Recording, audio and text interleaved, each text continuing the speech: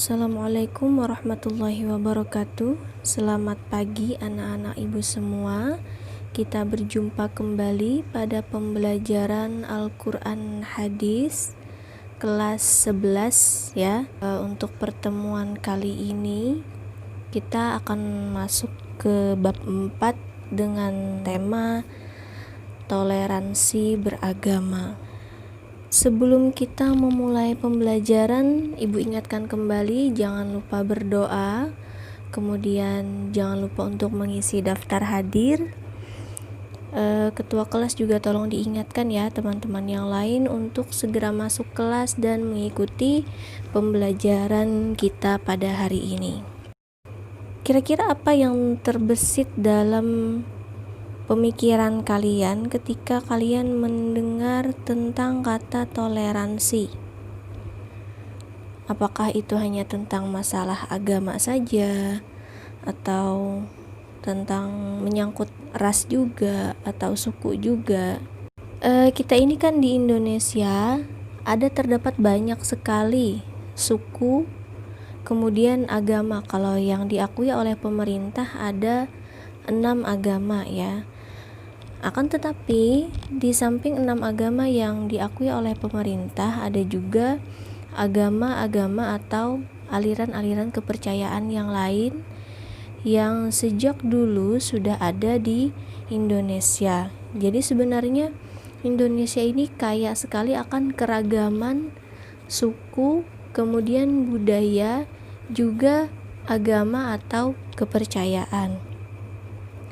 Oleh karena itu sangat penting menjaga dan memelihara sikap hubungan baik antara umat beragama di Indonesia. Kita mengenalnya dengan istilah toleransi atau tasamuh.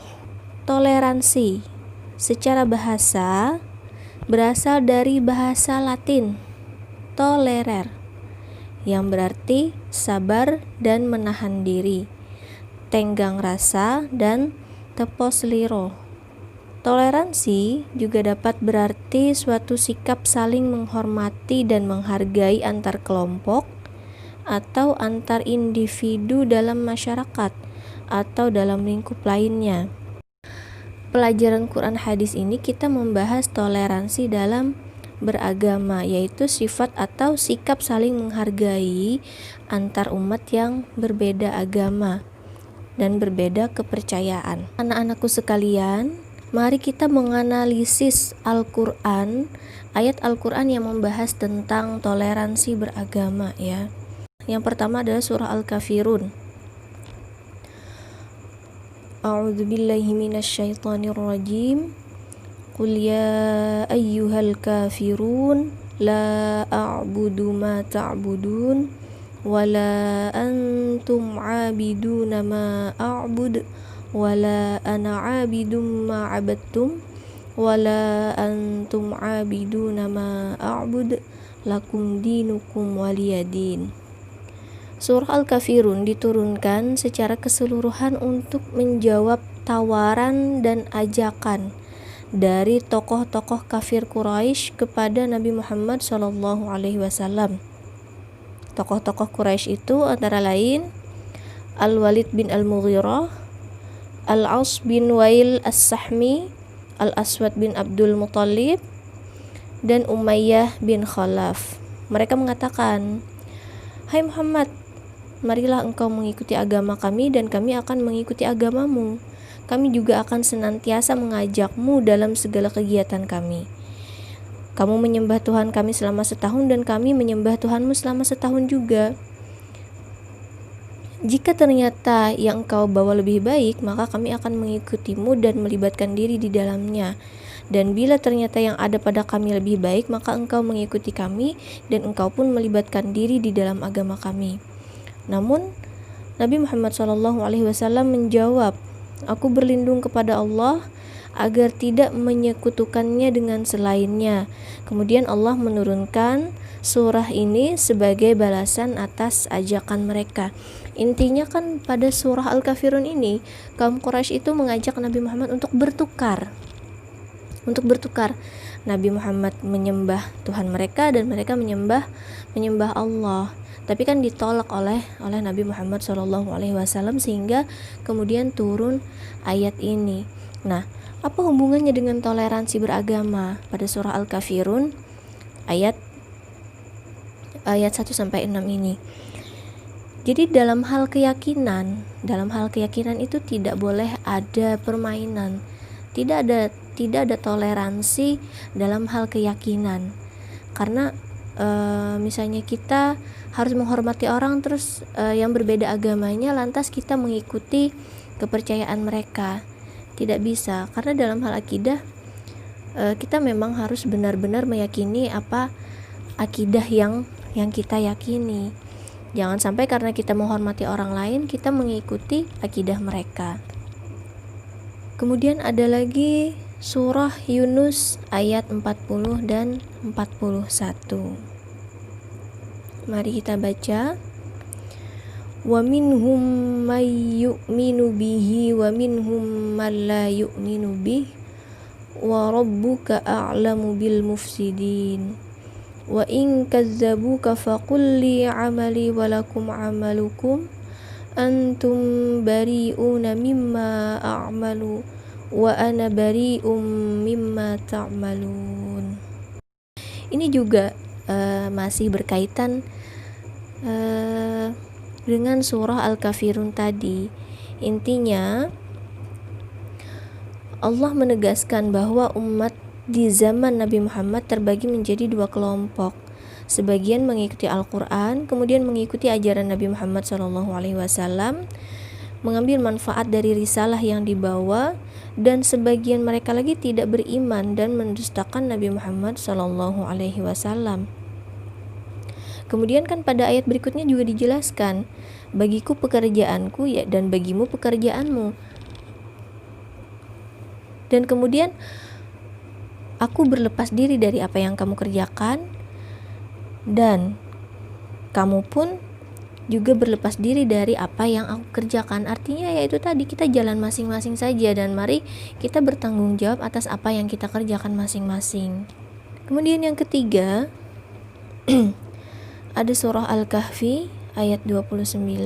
Wa qulil haqqu mir rabbikum faman syaa'a falyu'min wa man syaa'a falyakfur inna a'tadna lil-zalimina naran ahata bihim suradiquha wa in yastaghithu yughathu bima'in kalmuhli yashwil wujuh bi'sasy syarabu wa sa'at murtafaqa. Nah, ayat ini menegaskan kepada semua manusia, termasuk kaum musyrikin yang angkuh, bahwa kebenaran yang disampaikan kepada mereka itu kan berasal dari Allah. Nah, artinya kan manusia ini diberi akal dan pikiran untuk menyaring tentang berita-berita yang disampaikan oleh Nabi Muhammad SAW. Nah, disampaikan bahwa kebenaran itu datangnya dari Allah. Jadi ya kalau misalnya mereka mau beriman, ya sudah terserah, biar mereka beriman. Hendaklah mereka beriman. Tapi jika mereka tidak mau beriman atau mereka ingkar atau kafir, ya biar saja mereka kafir. Karena kan Allah sudah menyediakan balasannya bagi orang-orang yang tidak mau beriman, yaitu adalah neraka jahanam. Yang keempat ada lagi surah Al-Hujurat ayat 10 sampai 13.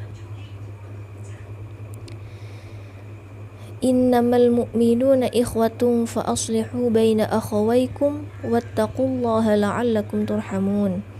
Ya ayyuhalladzina amanu la yaskhar qaumun min qaumin asa ay yakunu khairan minhum wala nisa'un min nisa'in asa ay yakunna khairan minhun. Wala talmizu anfusakum wala tanabazu bil alqab bi'sal ismul fusuqu ba'dal iman wa man lam yatub fa ulaika humul zalimun.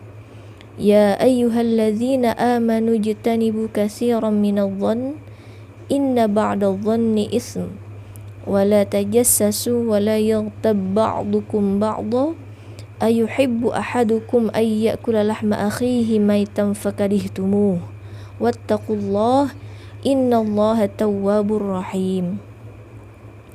Ya ayyuhan nasu inna khalaqnakum min dzakarin wa unsa wa ja'alnakum syu'uban wa qabaila lita'arafu inna akramakum 'indallahi atqakum innallaha 'alimun khabir.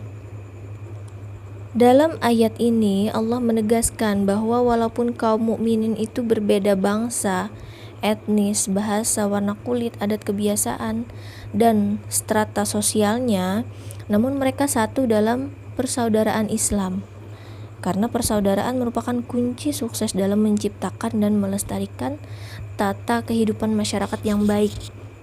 Kemudian asbabun nuzul atau sebab diturunkannya Quran surah Al-Hujurat ayat 11 adalah adanya seorang laki-laki yang mempunyai 2 atau 3 nama panggilan. Orang itu sering dipanggil dengan panggilan yang tidak ia senangi, sehingga ayat tersebut turun ya. Wala tanabazu bil alqab, itu artinya janganlah kamu memanggil orang dengan panggilan atau gelar yang tidak menyenangkan bagi dia. Itu larangan ya. Makanya dari ada larangan untuk tidak mengolok-olok seseorang dengan panggilan yang tidak dia senangi, karena itu kan tidak bagus ya. Kemudian pada ayat selanjutnya, ayat 12, Allah juga melarang orang-orang beriman untuk berprasangka, karena kan prasangka itu adalah dosa yang harus dijauhi. Kemudian Allah juga melarang kita untuk mencari-cari kesalahan atau menggunjing atau menggibah orang lain, karena kan diibaratkan kalau misalnya kita menggibah itu ya seperti memakan bangkai saudaranya sendiri. Kemudian ayat selanjutnya Allah menjelaskan bahwa manusia diciptakan Allah dari seorang laki-laki dan seorang perempuan. Kemudian Allah menciptakan manusia itu beragam, dan itu tujuannya bukan untuk memecah belah, tapi untuk saling mengenal, untuk saling bersilaturahmi, dan untuk saling mengetahui.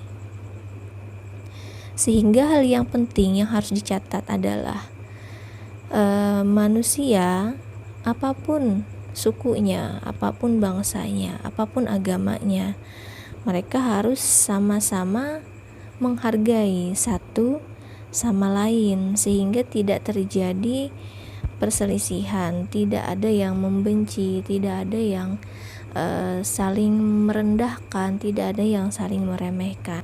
Nah, kemudian selain ayat-ayat Al-Quran tadi, ada juga dari hadis riwayat Ahmad ya. Haddatsana Utsman bin Muhammad wa sami'tuhu ana min Utsman bin Muhammad haddatsana Jarir an Laits an Abdul Malik bin Sa'id bin Jubair an Ikrimah an Ibni Abbas yarfa'uhu ila Nabi sallallahu alaihi wasallam qala laisa minna man lam yuwaqqiril kabir wa yarhamis saghir wa ya'mur bil ma'ruf wa yanha 'anil munkar. Artinya dari Ibnu Abbas, dan dia merafakkannya kepada Nabi, beliau bersabda, bukan termasuk golongan kami orang yang tidak menghormati yang lebih besar dan tidak menyayangi yang lebih kecil, serta tidak menyuruh kepada kebaikan dan melarang yang mungkar. Hadis riwayat Ahmad. Hadis ini menunjukkan tentang disyariatkannya berakhlak yang baik dan wajib menyayangi antar sesama kaum muslimin. Kemudian hadis ini juga menerangkan adab atau sopan santun dalam Islam. Ketika kita bergaul dengan anak muda atau orang tua, masing-masing memiliki hak yang pantas terhadap yang lebih tua, hendaklah kita hormat. Tidak peduli apapun agamanya, ketika orang itu adalah lebih tua, maka kita harus menghormati. Nah, sedangkan kepada yang lebih muda, kita harus menyayangi. Kita juga disuruh untuk menyeru kepada kebaikan dan melarang kepada yang mungkar. Anak-anak ibu sekalian, sampai di sini dulu pembelajaran kita hari ini tentang toleransi beragama. Semoga apa yang ibu sampaikan ini memberikan manfaat. Marilah kita tebarkan kedamaian, kita cerminkan bahwa kita sebagai umat muslim adalah umat yang sangat menghargai terhadap orang lain, bahwa kita sangat menghargai apa yang diyakini oleh orang lain tanpa kita mengorbankan keyakinan kita. Mari kita akhiri dengan bersama-sama berdoa. Semoga Allah memberikan manfaat dan semoga kita diberikan kesehatan, dan semoga pandemi ini segera berlalu agar pembelajaran kita bisa dilaksanakan sebagaimana biasanya, bertatap muka di kelas ya.